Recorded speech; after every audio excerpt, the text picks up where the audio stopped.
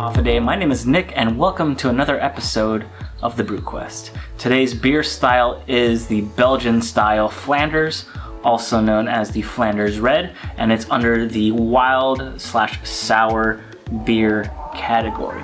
Now, today's beer is also a beer that's pretty well known, and it's not American. It is from Belgium. It is called Cuvee de Jacobins.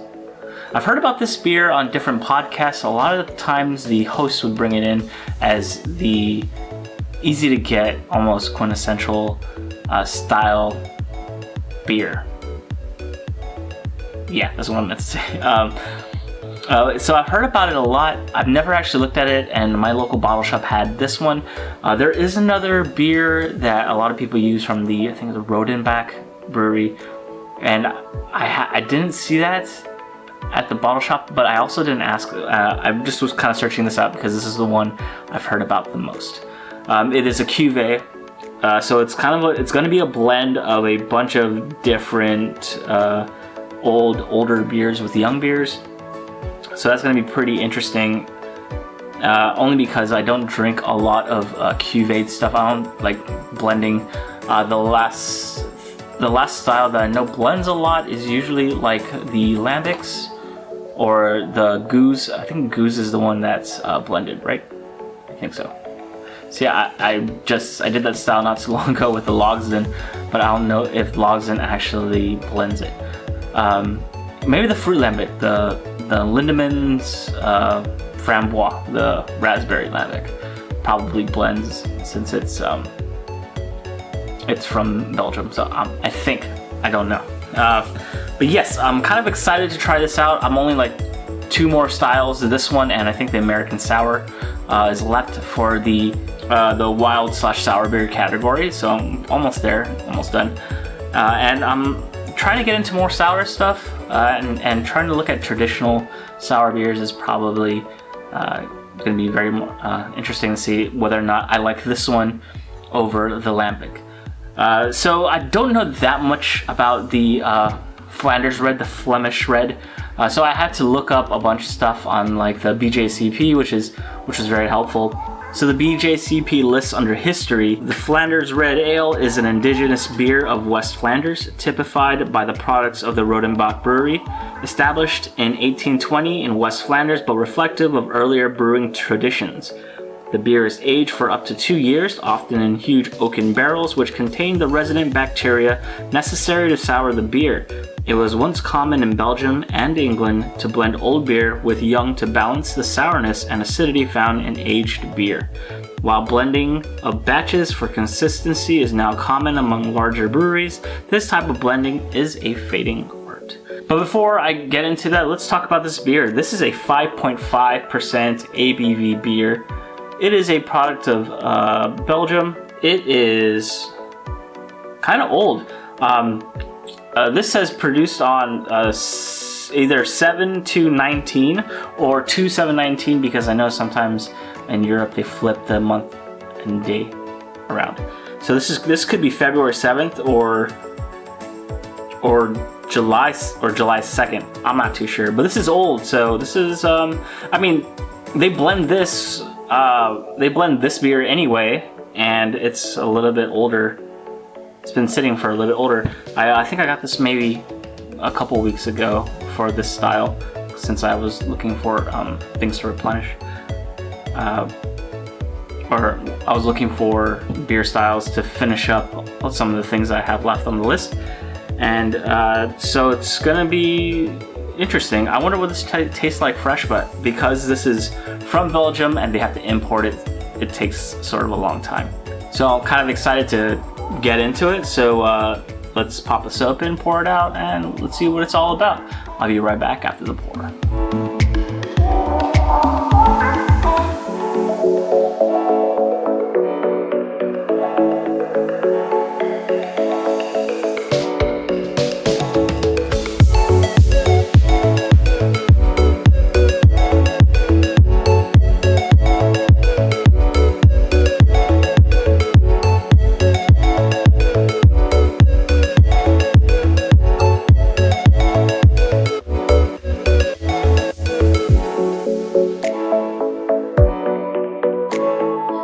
was a little anticlimactic. There wasn't a lot of bubbles in the head at all.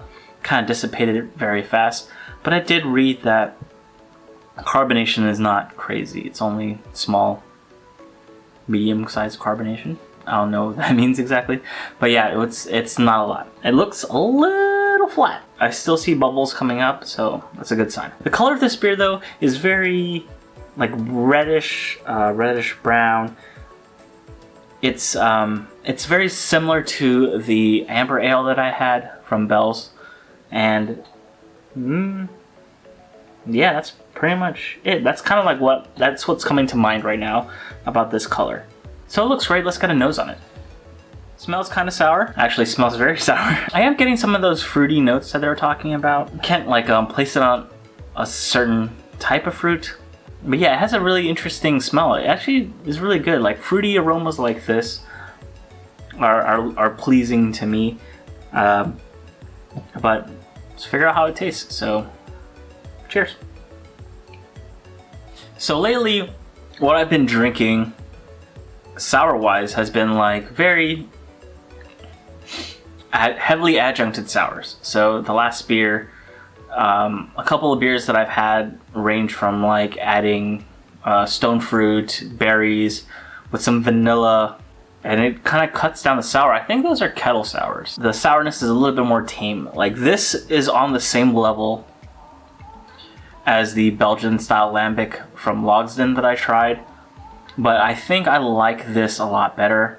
I don't know, I think that beer was just like sour and that was it. I wasn't really getting a whole lot out of it. I have been meaning to try out more fruited lambics that's not Lindemans, because I always hear the criticism that Lindemans is not really the best version of fruit lambic, so I'm probably going to try to find something from a different lambic brewery.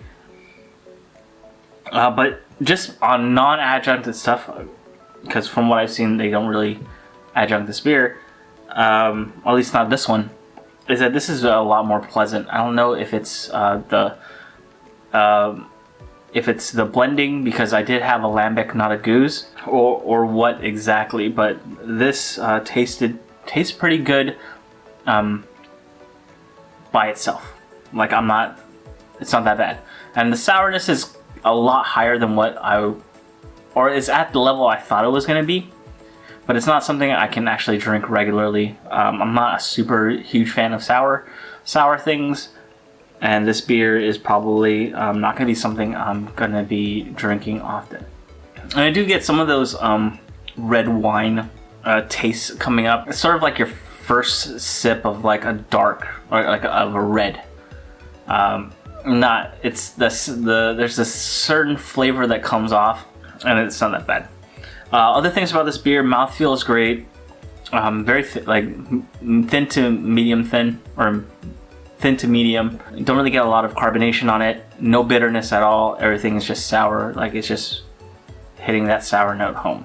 So after a couple of sips of this, I'm actually kind of liking it. So where would I put it on my styles list? It's definitely going higher than the lambic, and I don't even know where that's at. Okay, right now I have 45 styles on this list. Belgian style lambic or goose is number 19. ESB is 18. Robust porter 17. Fruit and field beer 16. Number 19 is Belgian style lambic. This is now has now taken it. So coming in number 19 is the Flanders. So the only reason I'm putting it at 19 is because everything else higher on that list I actually really like. I just had the Schwarzbier not too long ago, and that was like number 12, and it's not that high.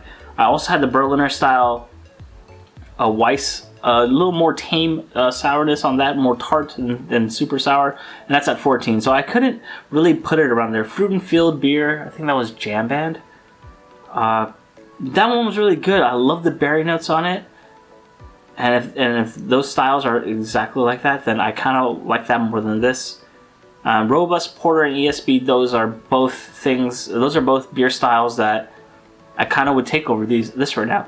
But I will take this over like the Lambic and Goose unless I try better ones. But right now, I like the flavor profile of Flanders Red over Lambic. That's going to be it for me. Thank you for watching this video. If you guys want to see me actually publish the whole list, I think I should do it on my Instagram. I'll probably post it on social media one of these days. Because like I used to only post the top changes to the top 5 or the top 10, but there hasn't been many in the last couple of episodes, so maybe I'll just kind of post the updated version. If you haven't tried a Flanders Red and you like sour stuff, check it out. It's pretty good for something that's non-adjuncted. Again, thank you for watching. If you like this video, leave a like down below, subscribe, and I will see you on the next one. Cheers. Flanders Red is better than Lambic.